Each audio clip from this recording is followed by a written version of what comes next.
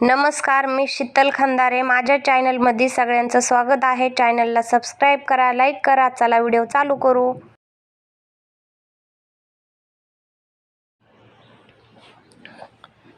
चार इंच, 2.25 इंचाचा टक्स आहे हा. वरी 1.5 इंच घ्यायचा आहे कंबरपट्टीच्या टक्सापासून, आणि वरी मुंड्यात मिळायचा आहे त्या खुणापासून 1.5 इंच, पलीकडल्या साईडला 1.5, अलीकडल्या 1.5 इंच. आणि आता आपल्याला हे टक्स टाकायचे आहेत. हा 4 टक्स ब्लाऊज आहे. यांचा कपडा सुळसुळा आहे, तर आपल्याला हेच असंच दुसऱ्या भागावर उतरवून घ्यायचं आहे आणि व्यवस्थित. तर बघा, खालच्या साईडला उमठेल, व्हिडिओमध्ये दिसत नाही आहे पण उमठलेला आहे, आणि आपल्याला त्याच्यावरच रेष ओढून घ्यायची आहे. तर असे टक्स मारले तर कपडा बाहेर येत नाही. बऱ्याच वेळेस सुळसुळा कपडा असला तर टक्स मग बाहेर येतो आणि अस्तरला टक्स बसतो. तर हे पहा, मी याला शिलाई मारून घेतलेली आहे, झूम केलेला आहे मोबाईल व्हिडिओ. तर हे पहा, अशा प्रकारे आपल्याला टक्स टाकायचा आहे. त्याच्या थोडं आतल्या साईडला आपल्याला शिलाई टाकून घ्यायची आहे. म्हणजे टक्स टाकायचं नाही आहे, फक्त अस्तर आणि फॅब्रिक ब्लाऊजचा पीस जोडून घ्यायचा आहे. हे पहा, एकदम शाप हाताने, आणि जिथं गुढी पडणार नाही अशा प्रकारे. हे पहा, टक्सच्या जागेवर तुम्ही रेडीमेड ब्लाऊज कधी आणलं असेल तर त्याला पाहिलं असेल ना, बॅक साईडला आणि फ्रंट साईडला टक्स येतात, रेडीमेड टक्स येत असतात.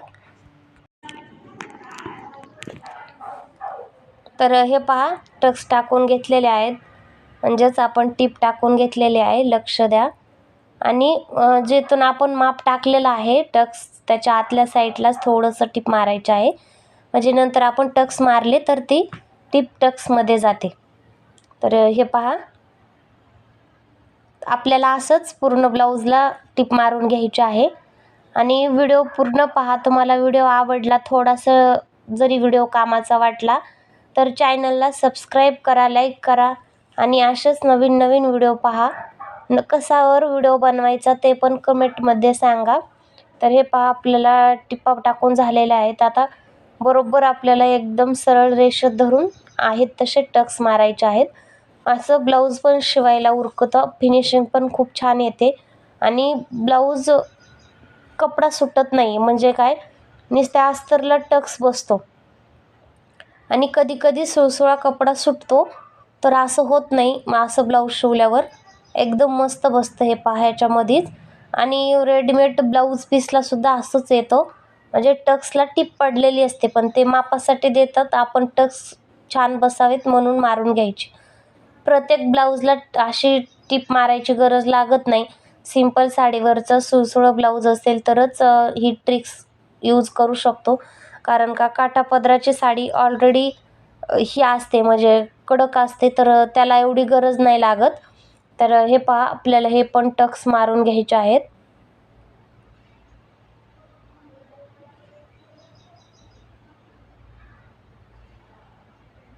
हे पहा, किती छान ब्लाऊज आलेला आहे. खूप सिल्क ब्लाऊज आहे, म्हणजे खूप सुळसुळीत कपडा आहे हा.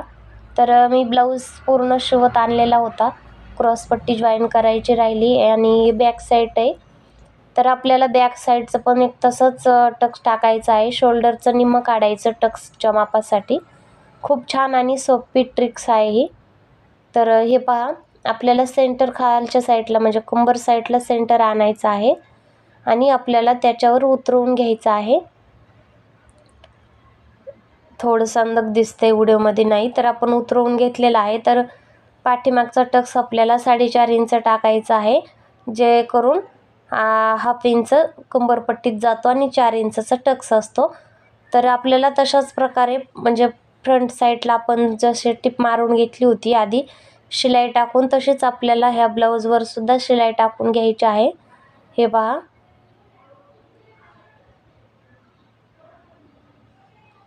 आणि त्या शिलाईच्या मध्यंतरी आपल्याला टक्स टाकून घ्यायचा आहे. शिलाई टक्समध्ये जायला हवी, दिसायला नको, म्हणजे फिनिशिंगसुद्धा छान येते, आणि टक्स पण खूप छान बसतो व्यवस्थित. तर हे पहा, दुसरा टक्ससुद्धा मी टीप टाकून घेत आहे.